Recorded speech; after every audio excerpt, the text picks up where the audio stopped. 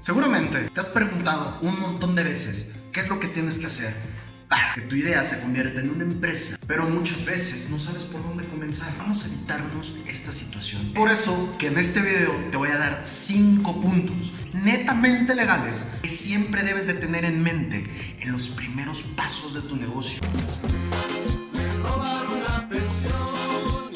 Mi nombre es Eduardo Jaimsatz Loyola, pero todos me conocen como el abogado. Y además, soy abogado corporativo, especialista en el desarrollo de negocios. Quiero decir que también soy empresario y por prueba-error sé lo que debes hacer. Dicho lo anterior, querido amigo, aprovecho este comercial para que te suscribas a mis redes sociales que van a aparecer en este momento con mis frutos. El punto número 1 es el objeto. Esto quizá pueda sonar muy obvio, pero tiene una razón de ser muy importante. Y es que déjame decirte que pocos negocios se analizan a partir de este punto. Y es que es bueno tener el talento, las habilidades, las ideas, la creatividad y la visión. Pero es importantísimo que siempre te asesores de las implicaciones legales que puede tener tu idea. Si tu objeto es claro, puedes encontrar todos aquellos pequeños detalles que te ahorrarán muchísimo dinero, muchísimo tiempo, mucho esfuerzo. El objeto es aquel bien o servicio que pondrás allá afuera en el mercado. Y no, mi querido amigo, no me refiero en el tianguis, o posiblemente sí. Pero tratándose de bienes, si tienes claro qué bienes, o sea, cosas que se encuentran dentro del comercio. si tienes claro el panorama de cómo se va a comercializar, se va a producir, se va a fabricar, se va a distribuir, se va a importar, si tienes claridad de el servicio que vas a estar brindando, por ejemplo, un servicio en materia de tecnología, un servicio jurídico, un servicio de consultoría en finanzas, podrás discernir de entrada qué tipo de empresa debes de crear, cuál va a ser el objeto de tu persona moral. Por otro lado, si tú tienes claro el tipo de producto y el tipo de servicio, vas a poder visualizar el tipo de permisos, al menos aquí en México, a nivel local, estatal, federal. Y es que déjame te explico, no es lo mismo que produzcas hojas, que las comercialices y las vendas, a que por ejemplo te dediques al sector de las cervezas artesanales. El tipo de autoridades a las que debes de acudir son diferentes, inclusive la naturaleza de los permisos es diferente. Hay negocios en los cuales requieres avisos, hay negocios en los cuales requieres permisos, hay negocios en los cuales requieres autorizaciones y licencias. Te voy a poner un ejemplo. El sector tabacalero tiene una ley general en específico, por lo tanto requiere de permisos muy especializados. No es lo mismo que te dediques al sector de la construcción, donde el seguro social tiene regulaciones muy estrictas y específicas. No es lo mismo que tengas un restaurante donde el nivel de permisos en su mayoría se quedan en el término local o estatal. Pero quiero todavía ir más allá. ¿Y por qué es importante que el objeto lo tengas muy claro? Porque también hay impuestos específicos. Por lo tanto, no es lo mismo que te dediques al sector de los combustibles, a los vinos y licores, cervezas, que graban un impuesto especial sobre productos y servicios, además del IVA y el ISR, o bien que te dediques a una consultoría donde solamente vas a grabar IVA y ISR. ¿A qué quiero llegar con esto? Dimensionas lo importante que es que tengas el objeto claro de tu negocio. Si tú tienes esto claro, vas a dejar de navegar en un mar de posibilidades y vas a poder atacar de manera tajante y de manera rápida el producto o servicio que quieres colocar en el mercado. Punto número 2. Este punto es importante porque aquí es cuando ya empieza la inversión. Una inversión pequeña, al final del día, inversión. ¿Cuándo es el momento de formalizar una empresa? ¿Cuándo es el momento de constituirla? Francamente creo que previo a la constitución de una empresa, de una persona moral, debes de tener puntos que ya hayas abordado previamente. Cuando me refiero a personas morales o cuando me refiero a empresas, en este momento me quiero referir solamente a sus sociedades mercantiles, porque existen una infinidad de géneros de sociedades. Pero no quiero abordar este tema a una profundidad más grande, porque el fin es que tú como emprendedor comprendas cuándo debes de tener una sociedad. Para no dejar el tema en blanco, quiero decirte que hay sociedades civiles, sociedades mercantiles, hay sociedades financieras, hay sociedades cooperativas. ¿Qué tipo de sociedades mercantiles hay? Sociedad en nombre colectivo, sociedad en comandita simple, sociedad en comandita por acciones, sociedad de responsabilidad limitada, sociedad anónima y la hermana menor, sociedades de acciones simplificadas, que las estamos estrenando en México desde el 2016. Se pueden constituir solamente por una persona. Seguramente las más comunes que has escuchado son las sociedades anónimas. Ya has visto sociedad anónima de capital variable en un sinfín de letreros o cuando tienes una factura, etc. Otra sociedad que es muy común en México es la sociedad de responsabilidad limitada. Y pues estas son las que más abundan en términos mercantiles. ¿Cuál es la diferencia de las sociedades mercantiles a las demás? Que estas tienen una finalidad de lucro. ¿Y qué es lucrar? Sin entrar a lo que dice el Código de Comercio, lucrar es ganancia o beneficio que se obtiene en un asunto o un negocio. Ya con esta información, volvemos a la pregunta de origen. ¿Cuándo es el momento de constituir una empresa? La empresa debe constituirse por razones como las siguientes. 1. Has encontrado a lo mejor un equipo que va a aportar desde varias ramas de la técnica elementos que te van a ayudar a desarrollar tu proyecto. 2. Tú tienes una muy buena idea, tienes la capacidad de abordar todas las demás ramas de la técnica, pero te falta un inversionista y el inversionista te propone que se hagan accionistas y compartan juntos una sociedad. 3. Muchas veces, cuando eres proveedor o cuando tienes determinados clientes, te exigen como requisito que no actúes como persona física, sino que tengas esta serie de formalidades y que tengas una escritura pública como empresa. Y voy más allá, muchas veces te exigen que tengas un establecimiento, que haya en tu haber ya una serie de permisos que garanticen que lo que estás haciendo lo haces de manera correcta o que tienes el permiso de la autoridad para realizarlo. 4. A veces hay determinados permisos o avisos o licencias o autorizaciones que dentro de sus requisitos es que tengas una persona moral. 5. Porque el negocio así lo exige en tu interacción con los demás. 6. Y esta 6 me gusta mucho por una situación tributaria. Para que lo entiendas un poco mejor, por pago de impuestos. No te preocupes ahorita que es IVA, que es ISR, que es IEPS. Te lo voy a explicar en el punto número 5. Pero quiero que se te quede grabado algo. Personas físicas y personas morales estamos obligados al pago de un IVA del 16%. Pero en materia de ISR, ¿qué crees? Sí hay una diferencia. ¿Y cuál es esta diferencia? Una persona física paga un ISR del 35%, mientras una persona moral, a excepción de unas, pagan el 30%. Punto número 3. Y este es recurso humano. Sí, como lo viste, recurso humano. Por lo general, los empleados empiezan a llegar cuando la empresa ya está generando utilidades, cuando ya está generando el billete. Contratar empleados no es la única manera de que tú garantices el recurso humano de tu empresa. Hay muchísimas modalidades, pero hay diferencias que te harán ahorrarte obligaciones. Por ejemplo, un recurso humano que yo considero que es muy importante en la empresa es tener un contador. Pero quizá las operaciones de tu empresa no son tan grandes como para que tengas en ese momento un contador de planta. Entonces, puedes contratar a alguna persona física o bien un despacho de consultores para que te con la administración, con el pago de los impuestos, a realizar tus facturas, con operaciones, con pagos. ¿Por qué te digo que a veces es mejor contratar servicios profesionales de consultores independientes? Porque la relación del contrato de servicios profesionales es netamente civil, mientras que la relación patrón-trabajador es una relación estrictamente laboral y por lo tanto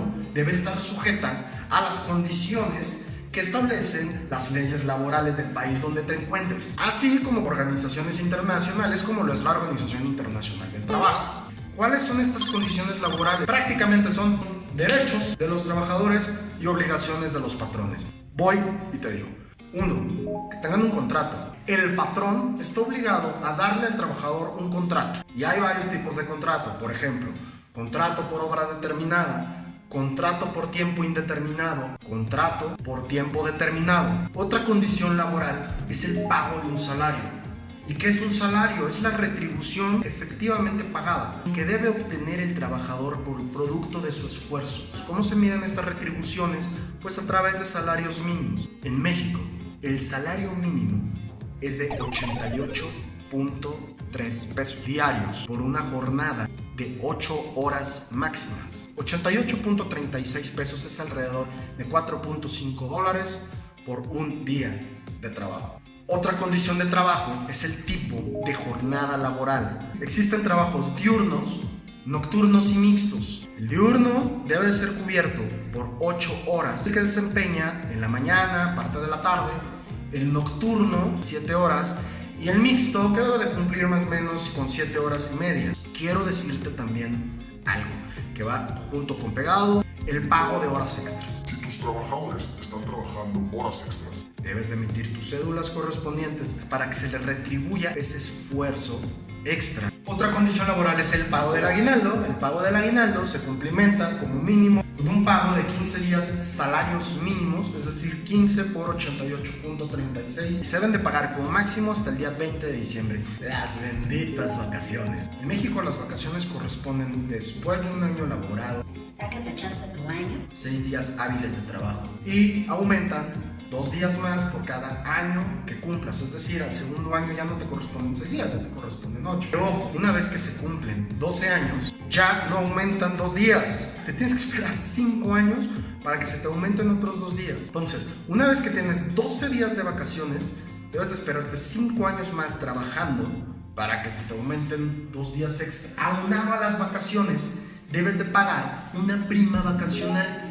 ¿Qué es la prima vacacional? Es que se le pague el salario que le corresponde al trabajador más el 25%. Para que disfrutes. El bendito día de descanso. Sí, el día de descanso también es una condición laboral. Y como mínimo debe de ser una vez a la semana. Aparte de los días de descanso también están los días feriados. ¿Cuáles son estos días feriados? Pues cuando en México es el 1 de enero, que es cuando inicia el año, el 5 de febrero cuando es el día de la Constitución, el 21 de marzo cuando es el natalicio del señor, el benemérito de las Américas, Don Benito Juárez. Don Benito. También tenemos el 1 de mayo, que es el Día del Trabajo. Tenemos también el 16 de septiembre, el Día de la Independencia. El 20 de noviembre, el Día de la Revolución.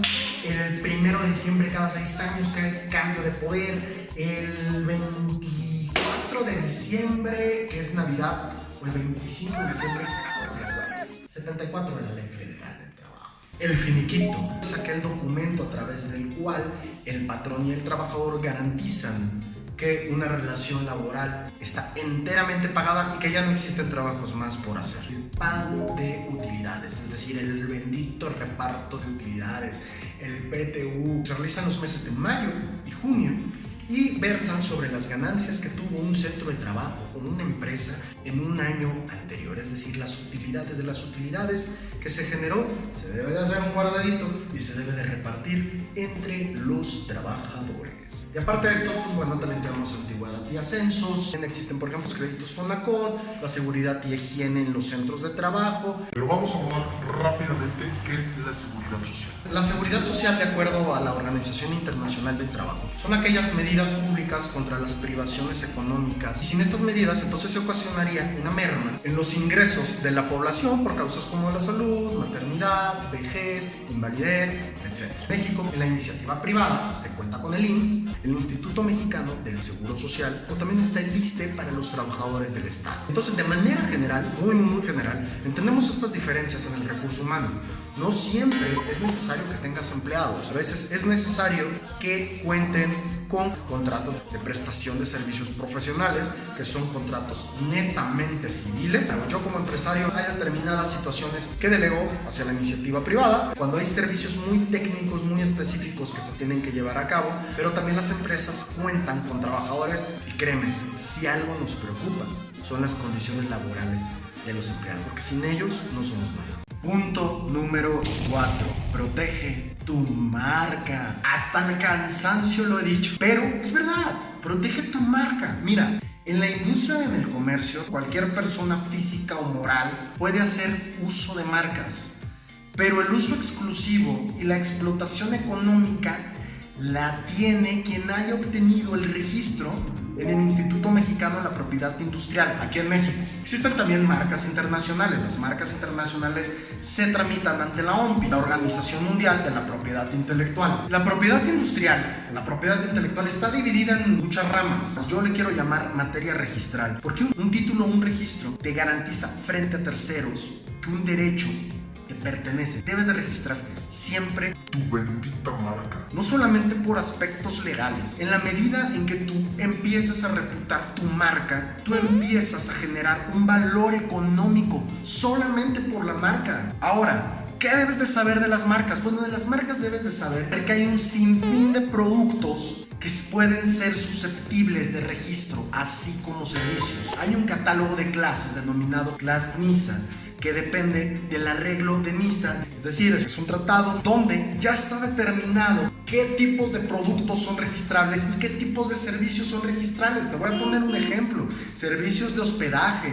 servicios de entretenimiento, de educación, cultura, publicidad, tabaco, bebidas alcohólicas, pescados, alimentos, pinturas, ropa, zapatos, vestimentas, sombreros. Tu marca va a ser aquel signo perceptible por los sentidos, susceptible de representarse de tal manera que permita identificarse, también de determinar un objeto claro y preciso frente a demás productos y servicios. Y si tu producto va a salir del país, pues entonces con tu marca registrada ya tienes el antecedente que puedas registrar tu marca de manera internacional ante la OMPI. Ya sé, ya me prendí, ya me emocioné. Pero es que, ¿sabes qué? De verdad, hay muchos productos y servicios que andan por la calle que de verdad no tienen una marca registrada. Y ojo, cualquiera puede registrar esa marca. Y en lo que tú le demuestras que la marca es tuya, ya te aventaste un pleito. Ahórratelo. Ojo, el nombre de tu marca no es necesariamente el nombre de tu empresa, pero el nombre de tu marca es otra. ¿Qué obtienes aparte si tienes registrada tu marca y si tu marca se empieza a reputar? El día de mañana puedes licenciarla, es decir, autorizar el uso por parte de otra persona física o moral para la explotación exclusiva o no exclusiva de esa marca. En tus contratos nacionales o internacionales siempre debes de tener una cláusula que hable sobre tu marca, Que regule el uso de la misma. porque tu marca también es tu reputación. Es más, ¿sabías que hay empresas que truenan, pero no tronó la marca? Y la marca la venden. La marca sigue generando un valor económico. Pues el registro de una marca es importantísimo. Por favor, regístrala. Yo te recomendaría que lo hicieras de una vez. Quiero hablar sobre el quinto punto, que es muy importante y es crucial: la situación tributaria. Mira, yo te voy a decir algo. En la vida tenemos dos cosas 100% aseguradas. Una es la muerte y dos, el pago de impuestos. Nosotros, como personas físicas y como personas morales, estamos obligados a contribuir para el gasto público. El gasto público son todas aquellas erogaciones que tiene el Estado para cumplir con sus funciones estatales. ¿De dónde sale la lana? Pues en gran mayoría de nosotros. Cuando hablamos de contribución, muchas veces se confunde con impuestos y no es así. La contribución es el género y una de la especie de las contribuciones es el impuesto, pero hay otras contribuciones. A nosotros como empresarios, ¿Qué nos interesa saber? conocer qué impuestos tenemos que pagar. Te explico rápidamente. Un impuesto es sencillamente una imposición. Esta imposición estrictamente tienen que estar establecidas en una ley y te tienes que adecuar a ese supuesto jurídico en específico. Si no te sitúas, entonces pues no estás obligado a ese pago. Vamos a hablar de tres. Bueno, me atrevería a decir que de cuatro. Si me emociono, ya está bien. Vamos a hablar de acá. Que es el IEPS, el IVA, el ISR. Y vamos a agregar los aranceles de importación y de exportación. De una manera muy general, si no esta charla podría durar horas y horas. El chiste es que ahí tengas una idea general de por dónde debes empezar. Ya sabes lo que es un impuesto. Pues vamos a entrarle entonces al primero. IVA.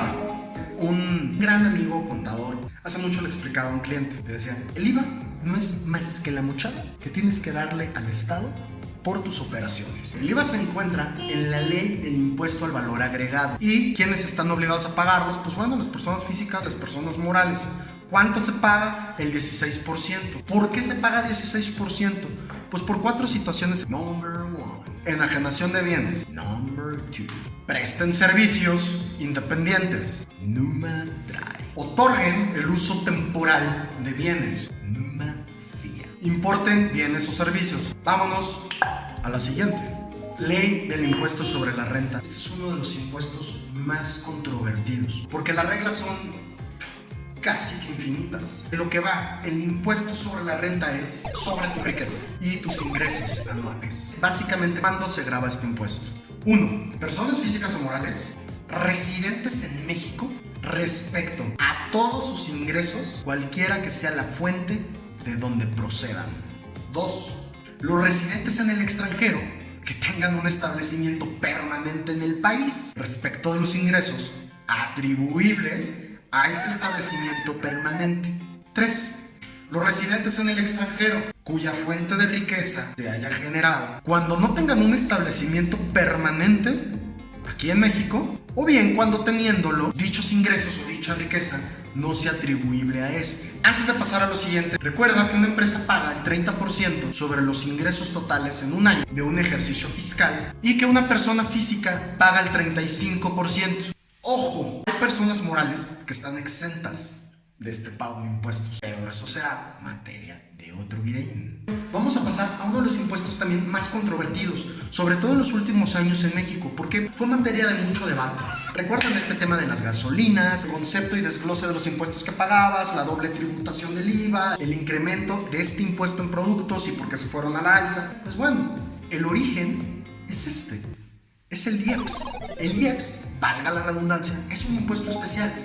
Hay un catálogo de productos y servicios. Es importante que los conozcas. Para que sepas a qué le tiras, matador. Vamos a mencionar dos cosas fundamentales. ¿Por qué pagas un IEPS y cuál es el catálogo? Bueno, el IEPS es un impuesto que aplica solamente a determinados sectores. En un origen se empezó a pagar el IEPS puesto que los productos o los servicios que fabricaban esos sectores industriales causaban una merma social. Te voy a decir la lista de productos que pagan IEPS. La enajenación en su caso en la importación de los siguientes bienes: bebidas con contenido alcohólico y cerveza, alcohol, alcohol desnaturalizado y mieles incristalizadas, tabacos labrados, combustibles automotrices, bebidas energetizantes, así como concentrados, polvos, jarabes para preparar bebidas energetizantes, bebidas saborizadas, concentrados, polvos, jarabes, esencias o extractos de sabores, combustibles, plaguicidas, alimentos no básicos con una densidad calórica de 275 kilocalorías o mayor por cada 100 gramos, botanas, productos de confitería, chocolates y demás productos derivados del cacao, flanes y pudines, dulces de frutas y hortalizas, cremas de cacahuate y avellanas, dulces de leche, alimentos preparados a base de cereales, helados, nieves y paletas de hielo.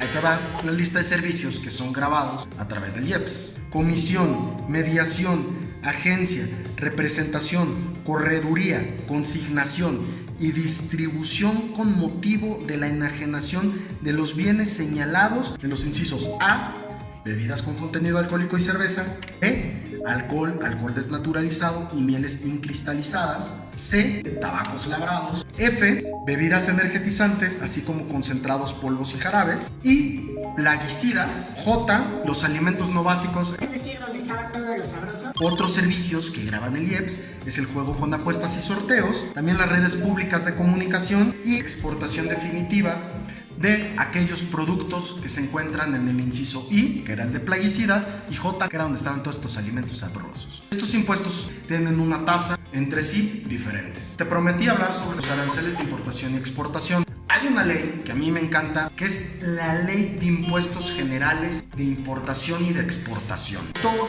lo que existe en este planeta que es susceptible de comercializarse se encuentra en esta ley.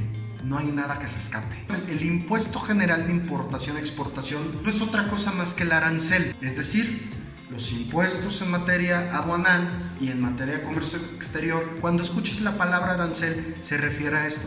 Pero ¿por qué te hablaba de que todas las cosas existen en esa ley? Porque para poder determinar el arancel al cual será sujeto, tendrás que hacer una clasificación arancelaria, es decir, determinar muy bien el bien en la regla que le toque y en la nomenclatura correspondiente, y entonces podrás saber ¿Cuál es el arancel de importación? Claro que este tema también es bastante grande porque tenemos tratados de libre comercio, tenemos acuerdos bilaterales, tenemos un sinfín de reglas aduaneras y de comercio exterior que nos pueden minimizar este arancel o bien estar exentos del pago de este arancel. ¿Ves la importancia del tema tributario?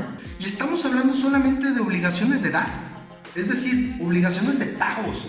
No estamos hablando siquiera de obligaciones de hacer. Una cosa es qué y otra cosa es el cómo. Vale la pena que estés preparado en el momento en el que emprendas. Los emprendedores y empresarios tenemos una enorme responsabilidad. Yo creo firmemente en la iniciativa privada, porque creo firmemente que ahí está la fuente de riqueza. Si tenemos empresas sólidas, podemos tener una economía fortalecida, fuentes de empleo y por lo tanto una mejor calidad de vida. Espero que estos 5 puntos que yo sé fueron larguísimos te hayan servido de mucho. Recuerda, los videos están hechos para que tú los comprendas. De lo que se trata es que tengas herramientas como emprendedor para que puedas enfrentarte a los retos que se te van a poner enfrente. Yo me despido, soy Eduardo Jaime Satz Loyola, quedo a tus órdenes, el abogado. Si quieres escribirme, puedes escribirme a eduardo@legalandtrust.com y estoy a tus órdenes para lo que se te ofrezca. Hasta la próxima.